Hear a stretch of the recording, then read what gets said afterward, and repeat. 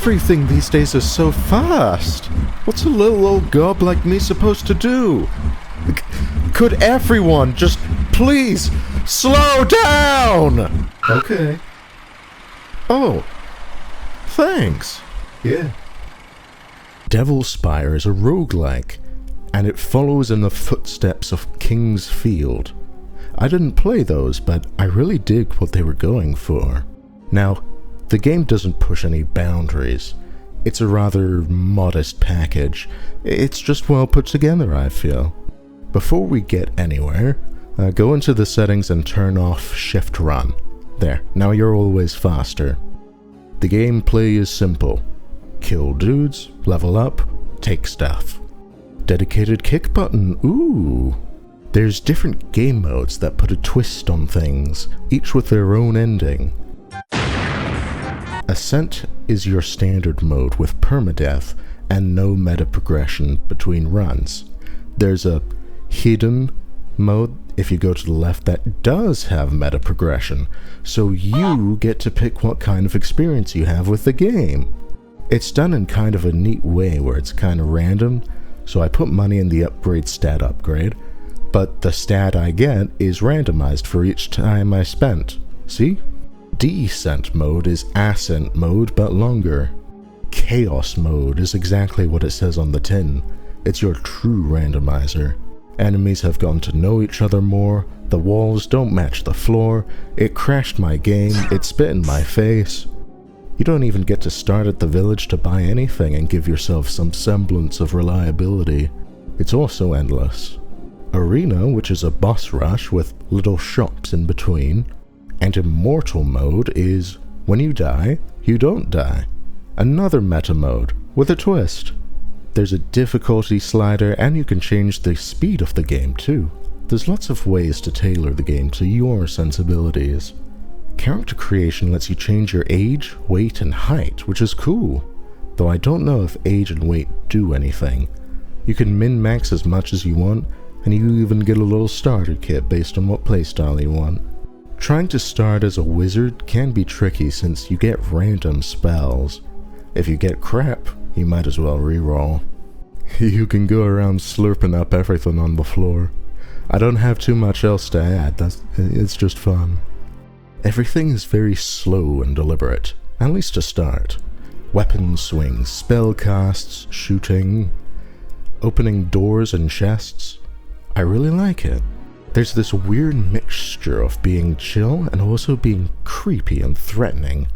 The atmosphere adds to it as well. Sounds of your footsteps and actions echo through the dungeon. Enemies and traps can be heard nearby, reminding you of their ever-present threat. The lack of music during the crawl to really hammer in how alone you are. Even the UI makes you feel boxed in.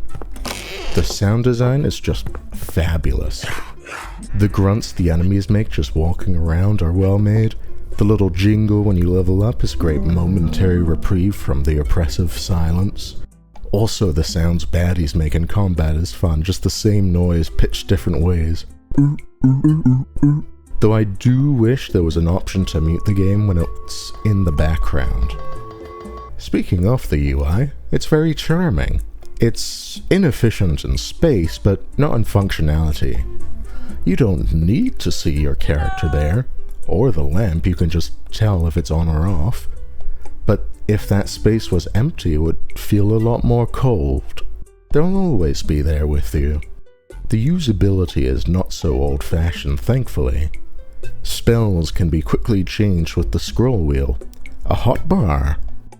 Durability of items can be quickly seen from a glance. The mana bar has an indicator showing how much the spell you have equipped will cost.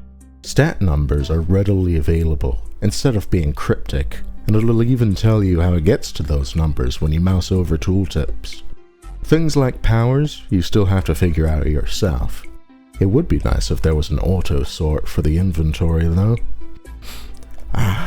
That's what I want. Transparency on my character sheet while still having a mysterious world. Sometimes a game won't be straightforward with what it tells you, and I just have to open a wiki anyway. boosts ease of evasion and other actions. What does that mean? Which actions?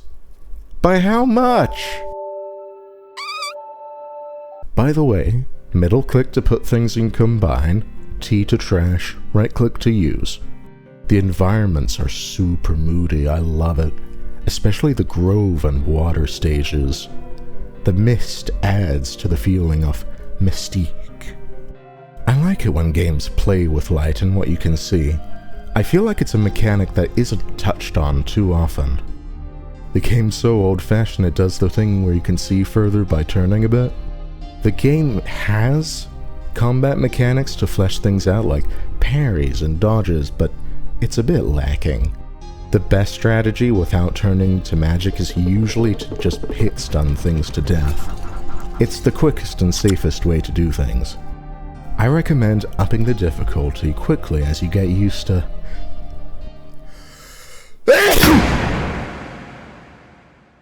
Hey, why aren't I 3D? Magic is really cool. There's lots of fun, powerful stuff that's incredibly likely to kill you. Very few spells can replace the basic attacks regular weapons give. You gotta use them in conjunction with the more mundane ways of dealing with baddies.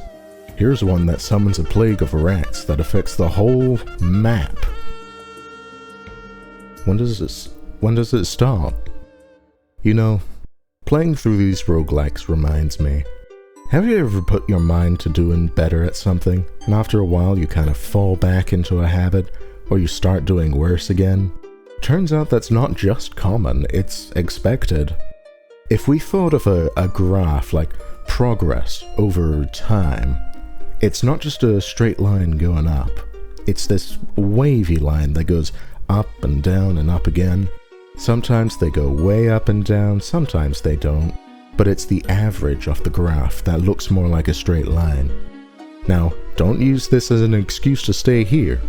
Just try not to kick yourself when you're down, yeah? That's a nice touch. You'll come across the scribbles of those that came before you. That's the tips done in a flavorful way. It's a fun way of reinforcing the mechanics to the player.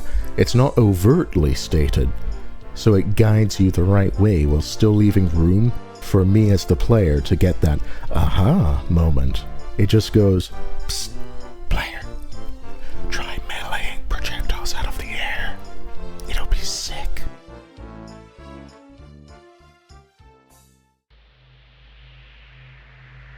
I can offer you a powerful weapon indeed, and I ask for naught but a donation. Mister, that's worse than what I have.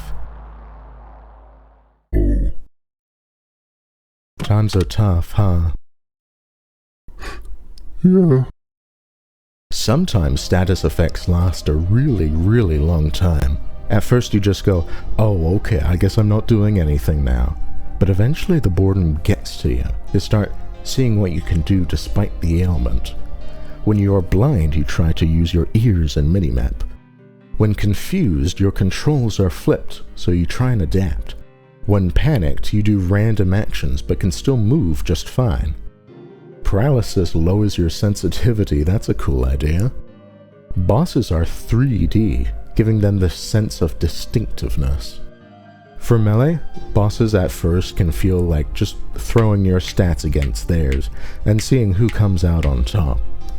But they'll have some trick to them that the intuitive adventurer can exploit. The scribbles say enemies can attack each other. This boss summons enemies. The game dev, it's a single dev by the way, expertly cherry-picked all the coolest part of old school and new school and married them together to make cool school.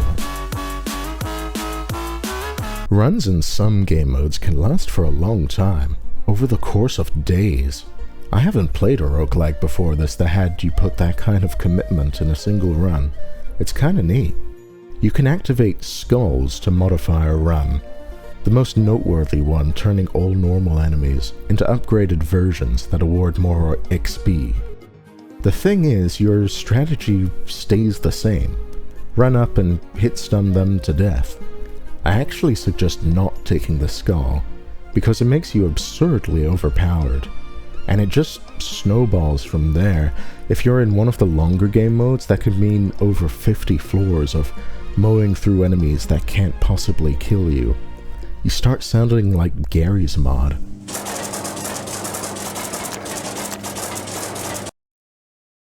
Dice? What's that do? Uh-oh. The powers you get as upgrades aren't too spectacular. They could have been an opportunity to make a huge change in how you build and play a run, but it's just like, kick while moving. A random chance to not consume materials when combining. Slime friend. Mind you, some of those are extremely powerful, especially that not consuming materials one. It's just that they mostly make you better at what you were already doing. You don't get them very often either. Even when you get the chance, you have the option of taking stats or gold instead. Now, granted, powers don't have to do a lot. Maybe the dev wanted to keep the core gameplay. Ow! My precious ears! It's a cute game that was lovingly put together, though it has some design flaws and is rather conservative in exploring some areas. On a cool scale, it's okay.